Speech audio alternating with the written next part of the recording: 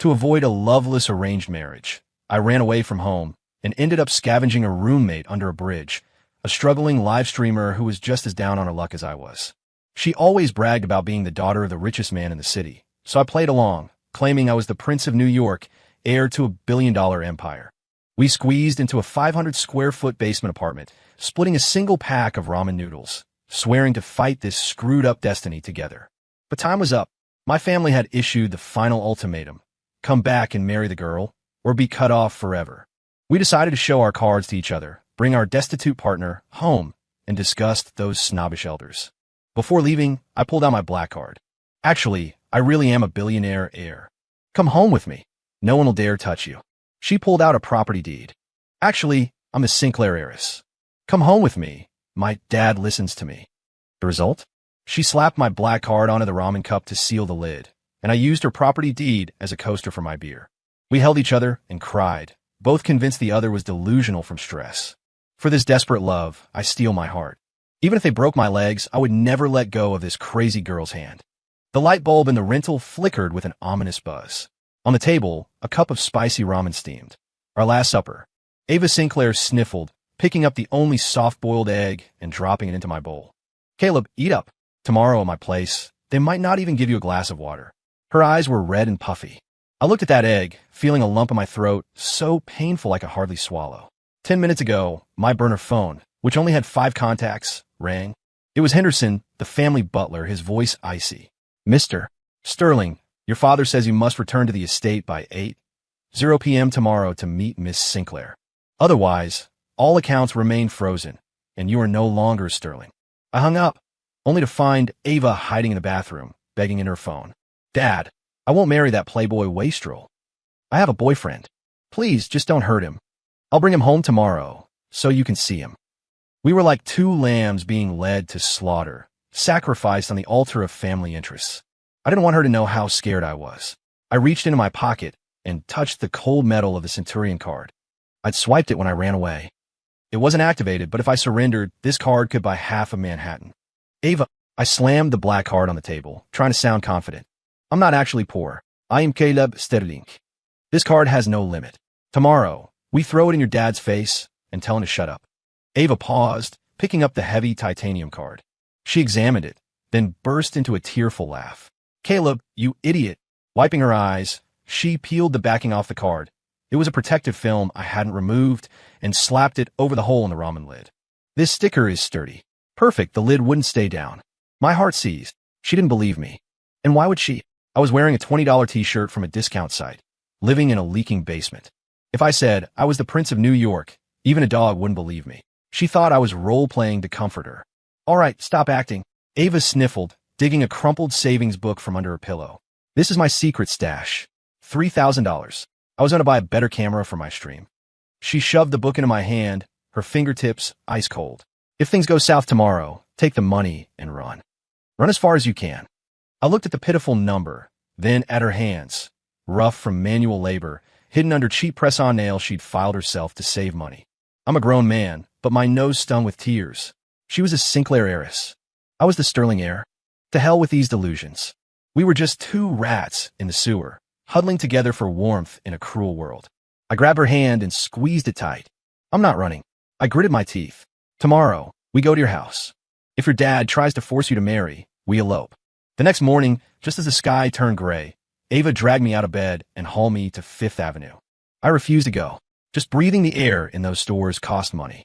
Ava, we don't need this, I said, gripping the railing outside the department store. Let's go to a thrift store, find a decent shirt, really. Ava glared at me, fierce as a kitten protecting its food. Caleb Sterling, listen to me. We might lose the war, but we won't lose the battle of appearances. She pried my fingers off the rail and dragged me into the Armani boutique. The sales associate looked us up and down, rolled her eyes, and turned back to cleaning the glass. Her gaze felt like needles. Ava ignored her, marching straight to a charcoal gray suit. Price tag, $800. I gasped and tried to pull her away, but she was already holding it against me. Try it on. She shoved me into the fitting room with surprising strength. I put it on. Broad shoulders, tapered waist. I looked like $1,000,000. But looking in the mirror only made me panic. Where was the money coming from? That $3,000 wouldn't even cover the cufflinks. When I walked out nervously, Ava was at the register, punching in a pin. Her hands were shaking, her face pale. Approved. The sales associate handed her the receipt, her attitude doing a 180. I looked at Ava, confused, until my eyes locked on her left wrist. It was bare. The vintage diamond tennis bracelet she wore yesterday, the one she said was her grandmother's only legacy, the one she'd never take off, was gone. Where's the bracelet? I grabbed her wrist, my voice trembling. Ava looked away, hiding her hand behind her back. Oh, I left it at home. The diamonds were cloudy. It's embarrassing to wear. Bullshit. That bracelet was flawless. Even I knew it was worth a fortune. She sold her heirloom to buy me a skin I'd wear once. My throat felt like it was stuffed with cotton soaked in vinegar. I was garbage. A grown man relying on a woman selling her dowry to save face. Caleb, you look good. Ava fixed my tie, her eyes red, but her smile bright. Like a fallen prince. I closed my eyes, forcing back tears. Idiot, I whispered. In the future, even if I have to sell a kidney, I'll buy you a room full of diamonds. We left the store with no money for a cab. Dressed in a high-end suit and a knockoff gown, we squeezed onto a bus headed for the wealthy suburbs. People stared at us like we were escaped mental patients. Ava clung to my arm, resting her head on my shoulder. Caleb, I'm not scared, she whispered. As long as you're here, I'll walk into the lion's den. I clenched my fist and texted my assistant. I need all liquid assets mobilized in 10 minutes. The screen flashed. Message failed. Insufficient funds. My phone plan had been cut off. Despair rose like a tide. This time, we really had to fight for our lives. The Sinclair estate was in Greenwich. The Uber driver dropped us at the gate, refusing to go up the private drive because security was intense. We walked. The asphalt was smooth enough to see your reflection, lined with ancient oaks. The closer we got, the heavier the oppressive atmosphere became. After 30 minutes, we saw the magnificent wrought iron gates. 2 rows of security guards in black suits stood at attention, looking more intimidating than the Secret Service. My heart hammered. Would they even let us in? Ava stopped, took a deep breath like she was marching to the gallows, and stepped forward. Before she could speak, the head guard took off his sunglasses, saluted her, and the gates swung open. I was stunned. The security here was this lax? Ava turned to me with a bitter smile. I used to deliver DoorDash in this neighborhood. They recognized me. I believed her, and it hurt even more. Delivering food here, seeing the wealth inside. How inferior must she have felt? Walking into the estate felt like walking on money. The fountain featured marble statues. The lawn was manicured with scissors. The main house was a mansion that screamed old money. Caleb. Ava stopped, smoothing a wrinkle on my suit. Her palms were sweating. No matter what they say later, don't believe them. Don't take it to heart. Her voice trembled. If they try to pay you off to leave, take the money and go. Don't worry about me. Looking at her terrified face, a fire ignited in my chest. What kind of parents push their daughter to this point? I'm not leaving. I enclose her hand in mine, sharing my warmth. If they humiliate you, I'll flip the table and take you away. We don't need this trashy dynasty. We reached the main doors. Before we entered, we heard the clatter of poker chips and a woman's laughter. The casual joy contrasted sharply with our funeral march mood. A butler in a tuxedo opened the door. He scanned us with X-ray vision, eyes holding a mix of surprise and disdain. The young miss is back, he said coldly, not even inviting us in. Master and Madam are waiting in the drawing room. This was the intimidation tactic. I pulled Ava behind me and stepped over the threshold, chest out. I'd imagined 1,000 scenarios where the rich parents humiliated the poor boy. But I swore if anyone touched a hair on Ava's head, I'd fight to the death. The drawing room was absurdly large, the crystal chandelier blinding. On the sofa sat a middle-aged couple radiating wealth. The man held a fine china teacup. The woman was slowly peeling a grape. Ava's parents. Seeing us, mister. Sinclair set down his cup, his eyes sharp as a hawk's. The room temperature dropped to freezing. Ava stiffened, shrinking behind me. You know how to come back? Thought you could run wild and avoid the engagement? Mrs. Sinclair sneered, tossing a grape skin into a gold trash can. Ava's eyes reddened. Mom, Silence. Mister. Sinclair barked. Who told you to bring trash into my house? You're dirtying the carpet. Trash. The word was a slap in the face.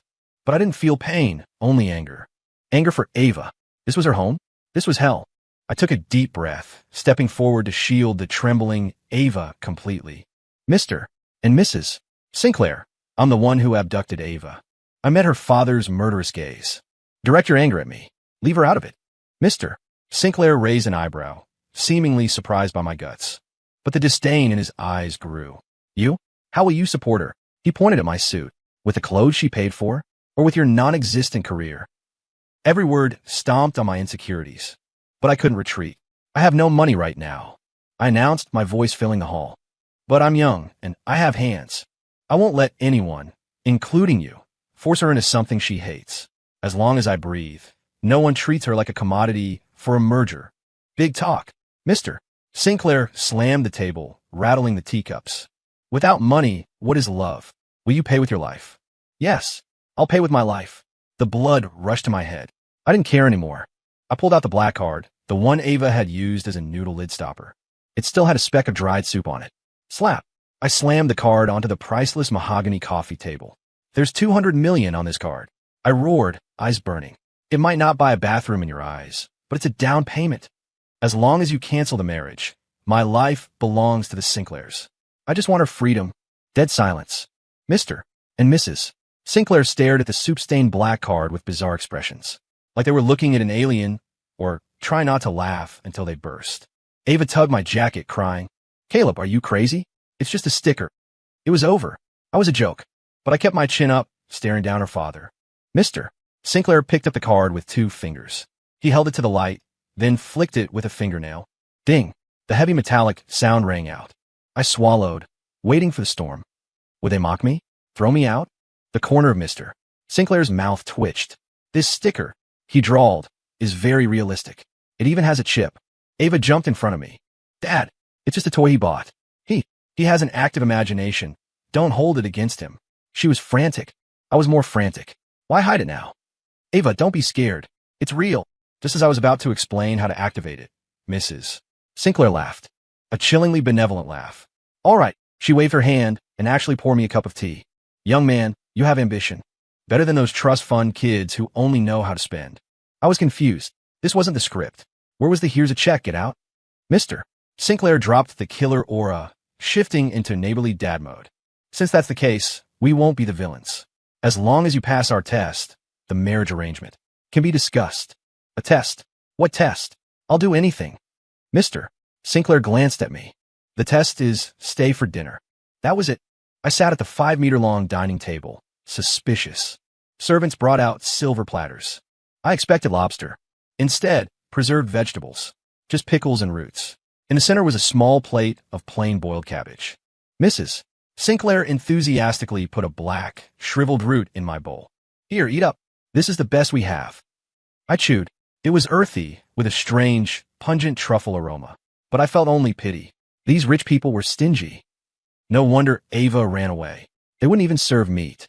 Ava, thinking they were humiliating my poverty, went pale. She dumped the entire plate of cabbage into my bowl and glared at her father. Eat, she gritted out. Ignore them.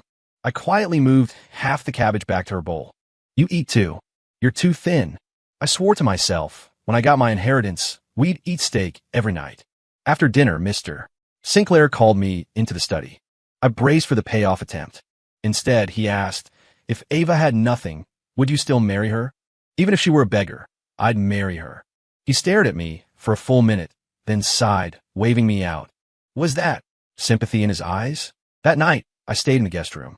Ava snuck in at midnight with 2 cups of ramen. Hungry, she set them on the antique nightstand. I knew that dinner wouldn't fill you up. I was touched. Ava, is your family in trouble? Ava paused, then seized the narrative. Yeah, you noticed? The Sinclair Group is bankrupt. These antiques are fakes to keep up appearances. That's why Dad is so desperate to sell me off. It all made sense. The pickles, the tolerance of my fake card. This wealth was a hollow shell. Don't be scared. I hugged her.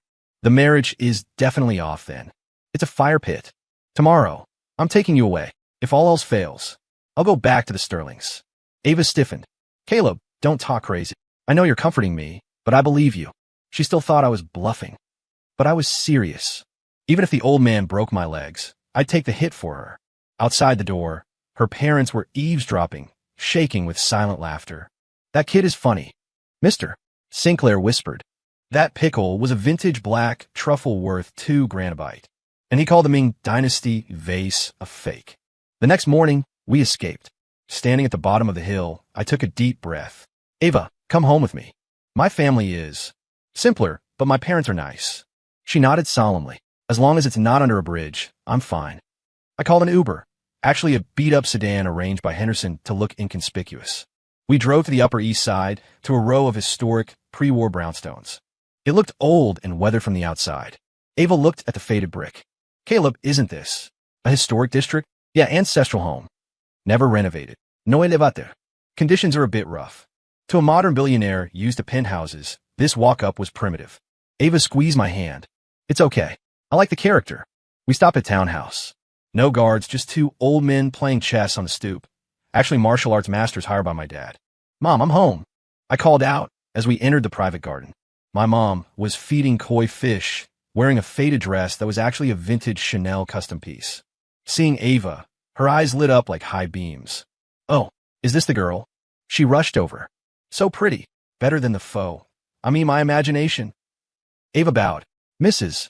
Sterling, I'm Ava. I don't mind that Caleb is poor. We'll pay off his debts together. My mom almost choked laughing, pinching her thigh to stop. Good child. My dad walked out wearing an undershirt and holding a fly swatter. Since you're here, help out. He pointed to the pond. Feed the fish. Those carp haven't eaten in days. I panicked. Those were $1 million prize koi. But Mom winked at me. Lunch was served in the garden. Homegrown veggies. Dad claimed it was Michelin star vegan cuisine, but presented rustically. Ava ate a piece of mushroom abalone. Delicious. Caleb, eat. Halfway through, I couldn't take it. I pulled out the black card again and gave it to Dad. Dad, I know it's frozen, but try it. I don't want Ava to suffer. Dad took the card and used it to scrape dirt off the table. Good plastic, sturdy. He tossed it into the fish food bucket. Ava squeezed my hand under the table, her eyes saying, Your dad is delusional too. After lunch, my parents whispered together. Dad slapped his knee. Since you two are in love, let's meet her parents. Tomorrow noon, at the Plaza Hotel. Dad, we can't afford that. It's okay. Date. I have a Groupon. The next day at noon, the Plaza Hotel, private imperial suite. Ava and I stood at the door, dressed in our fraudulent finery, trembling like two soldiers entering a firing squad. Ava gripped my hand so hard her nails dug into my flesh. Ready? I took a deep breath, preparing to push open the gates of hell. Yeah, Ava bit her lip. If we D, we D. We pushed the doors open. The expected standoff didn't happen. No shouting, no guards. Instead, the atmosphere was weirdly harmonious. Mr. and Mrs. Sinclair and Mr. and Mrs. Sterling were sitting around a large round table, chatting and laughing. My dad was holding Ava's property deed. Her dad was holding my black card. They were admiring them. The craftsmanship is excellent, Mr. Sinclair praised. This fake deed. The seal looks so real, my dad agreed. Seeing us enter, all four parents turned, wearing identical expressions of amusement. I froze. Ava froze. Dad? Mom? Ava tentatively called out. Before I could process, my body moved into protective mode. I stepped between Ava and my father. Mr. Sinclair, don't bully my dad. Come at me. Simultaneously, Ava shouted, Dad, if you touch Mr. Sterling, I'll run away forever. The room was silent for 3 seconds. Then it exploded with laughter. The parents were doubled over, wiping tears from their eyes. My dad pointed at the bewildered Ava. Son, is this the spoiled Princess Disease Sinclair heiress you refused to marry? My brain buzzed. Mrs. Sinclair pointed at me, shaking with laughter. Daughter, is this the good-for-nothing playboy Sterling heir you swore you'd never marry? Ava and I slowly turned to look at each other. In that instant, I heard my worldview shatter. The shared ramen, the humble pickles, the vow on the roof. It was all a misunderstanding. I looked at Ava, my voice dry. Your deed is real. Ava stared at me wide-eyed. Your black card isn't a sticker. A full minute of dead silence. We stood there like idiots blowing in the wind. We were the clowns. The red wedding turned into a family reunion. Ava and I slumped in chairs, feeling like we were hallucinating. Her dad tossed the black card back to me, along with a secondary card. Go spend. If the dowry isn't enough, add more. My dad put the diamond bracelet back on Ava's wrist. No need to sell it. We aren't short on cash. Ava blushed red as a tomato. I was so embarrassed I could have dug a tunnel to China with my toes. All our tragic drama, poor but in love, fighting the establishment, was just two monkeys performing for an audience. The marriage was settled on the spot. Unanimous vote. Only the two of us were struggling with the lies. Liar. Leaving the hotel, Ava stomped on my foot, eyes smiling. Prince of New York, huh? You act pretty well. Right back at you. I rubbed my foot, shoving the black card in her bag. Eris Sinclair deserves an Oscar. To revenge the deception, we went on a spree.